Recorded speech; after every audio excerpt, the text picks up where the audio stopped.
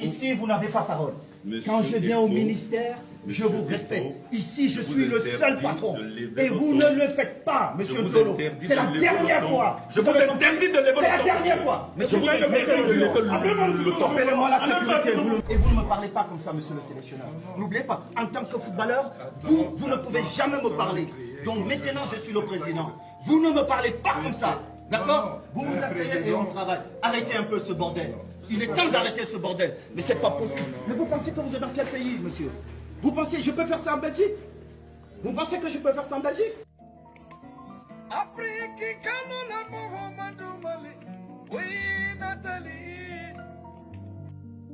Une fois l'avis du ministre reçu, la fédération signe un contrat avec l'entraîneur sélectionné.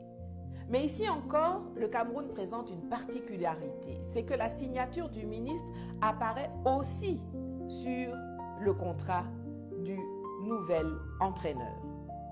Cette signature ne signifie pas que l'État valide le choix du sélectionneur, mais il se trouve que, suivant les accords conclus avec la fédération, c'est l'État qui prend en charge le salaire du sélectionneur. Et c'est pour respecter les règles des finances publiques que la signature du ministre doit apparaître en amont de toute la procédure de cette dépense, c'est-à-dire sur le contrat.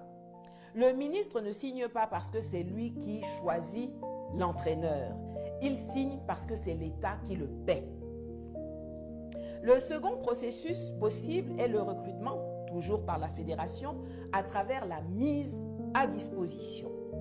Disons que la fédération est allée sur le marché libre des entraîneurs et qu'elle n'a pas trouvé un profil satisfaisant. En revanche, elle a identifié parmi les fonctionnaires de l'État un profil qui lui convient et demande donc à l'État de lui prêter, de lui mettre cette personne à disposition pour une certaine période.